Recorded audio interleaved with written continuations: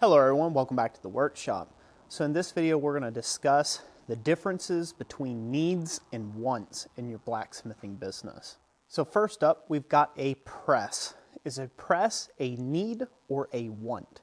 Ask yourself this question. What about a power hammer? Is that a need or is that a want? What about a big anvil? Is that a need or is that just a want? Gas forge, coal forge, or both? Sometimes it's very hard to distinguish what is a necessary tool of the business and therefore is a need, and what is a want in your business. And a lot of businesses fail, forging businesses especially, because of the propensity to take and make something that is a want become a need and justify that for your business or what you're doing. There is always going to be a ton of tools out there that you're going to want and that you could justify to make a need for to end up having at some point in time. But that doesn't necessarily mean that that is the right tool for the job or it's going to be the one and only tool. Now, I myself have I have succumbed to this myself. I get to seeing a much bigger anvil. I get to see a much better power hammer. I get to see a bigger press or this or that. And I say, oh, if I just had that tool, that there would make me a much better smith. And I would be able to really expand the lines and the products of the things that I'm doing. Now, I've struggled with this for 13 years. I've been a blacksmith for 13 years, and I have been forging professionally for 9 of those years. And let me tell you, it's hard. It's hard to resist that temptation to buy a tool that you think you're going to need, and this is going to really expeditiate my productivity in the shop, and this will make all my jobs and I'll just get a big return on investment. It's really tempting to go down that path, and I've been down that path multiple times in my life. At one time I had like 3 or 4 anvils. Actually I had 3 anvils instead of, well, if I can buy one for a good price I better buy all 3. And so I bought 3 anvils, and I ended up storing the other 2 anvils that I wasn't using, and one never got used. I think I had that anvil 2.5 years, 3 years before I ended up selling it. And then I stopped doing so many shows, and I sold off the next one in line, and then I got stuck to one. And then before I knew it, I liquidated that one to end up getting Olga into the shop, which is my main shop anvil. So what's next? Well, Olga's 465 pounds in my shop. Should I get a bigger anvil? Do I need a bigger anvil? Of course, if somebody wanted to offer me a 1,000-pound anvil, I'd probably get it if I had the money and free capital and things like that. But can I really justify that I will be able to hit hot steel any better on a 1,000-pound anvil than what I'm already doing on a 465-pound anvil? And for me in my business, no, I can't. I can't justify those costs. Same things with my power hammers. My main shop power hammer gets used very infrequently. And the reason why it gets used very infrequently is because I only use it when I'm under the pursuit of making tools or hammers for other smiths out there. And I don't get contracted a ton for those jobs because, well, I make foo-foo-y hammers that take an extreme long time to make beyond just rough forging. So really, unless I need to resize something or make a bit of tooling, I don't really use my power hammer that much in my shop. So do I really need a 1,000-pound power hammer in my shop to make all my dreams come true? No, not really. Not really. It won't run that much, and the amount of logistics to get it in the shop, get it set up, and forge with it is just insane. So it's really not worth that cost to me. Now, would I like to get a better hammer than what I have at some point than my home-built hammer? Sure, at some point, maybe. I'd like to build a bigger hammer. I have plans on building a much larger hammer for my shop. Will it stay with me 10 years, 20 years? Who knows? That is a want, and I have that in my mind as a want, and it's not necessarily a need. So it's really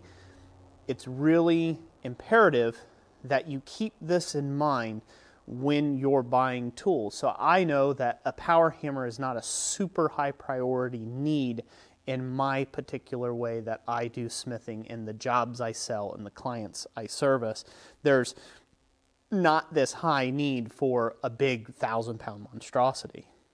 Now, that doesn't mean that if I had an opportunity to get a bigger hammer than what I'm needing currently, and I couldn't see a way going forward, that I might not buy a bigger hammer. But the big key thing here, and this is where most businesses fail, is that justification of a need, right? Or the justification of a want to convert it to a need, all right? You have, as a company, you're working on a certain amount of profit and a certain amount of incoming and outgoing. So you have expenses, and then you have a certain amount of living wage that you have to make. So you have overhead, you have profit, you have loss. There's a lot of factors that are going into your monthly cycle. And what throws you through a loop is you start robbing Peter to pay Paul. You rob your next month's income to get this tool that you say that this thing is going to make my life so much better next month, so it's worth me going ahead and getting the tool now versus waiting until I have the funds cleared to be able to actually work and have that tool going ahead, and be able to buy that tool over time. Buying that tool over time, saving up your money for it, putting all your eggs in the right baskets, not all in one basket, but getting diversified with your income. I recommend an envelope system, whether it's a digital envelope system or an actual paper envelope system, to keep your mind sorted on, okay, I won't put 5% into buying new power hammer envelope every single month. And eventually, once that envelope's filled, bam, you just pay for that brand new power hammer. And then it's okay to want something. But what's not okay in a business is to justify that need, to say, I need this power hammer. And in your work, you may want to get into doing really bad. You want to make some hammers, or you want to make some axes, or you want to make some knives, or Damascus, right? You want to do those things. And you see all these other smiths out there on YouTube having big power hammers and presses and stuff. And then you look, you're like, oh, well, I can get this thing on, I could get into this industry, and look how much money they're making, and I can just get a loan and get this fancy new press, or get a loan and get this fancy new power hammer, and man, I'm going to pay it back in just tenfold in just a couple weeks.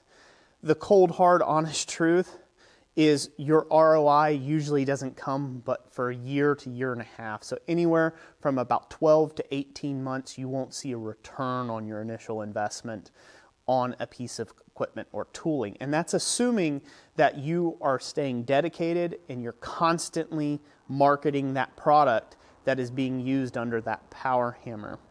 But here's the clincher, right? Here's the clincher. You're consuming electricity, you're consuming fuel, you're consuming materials during that time while you're not actually making any income. So it can take up, again, a year to 18 months to really grow a substantial income or grow a product line out to a point, develop that. So just keep that in mind. And I hope if you guys made it to this point, type in ROI in the comments down below if you made it to this point, because that's critical. That's critical for you to get if you're going to be doing this as a business, especially in the year of 2020. Now, this year we have seen a crazy amount of new people try to start their own online business or start some sort of blacksmithing as a hobby because you really didn't have a choice, right? You kind of got told, hey, go home, you can't work, you can't go do those things.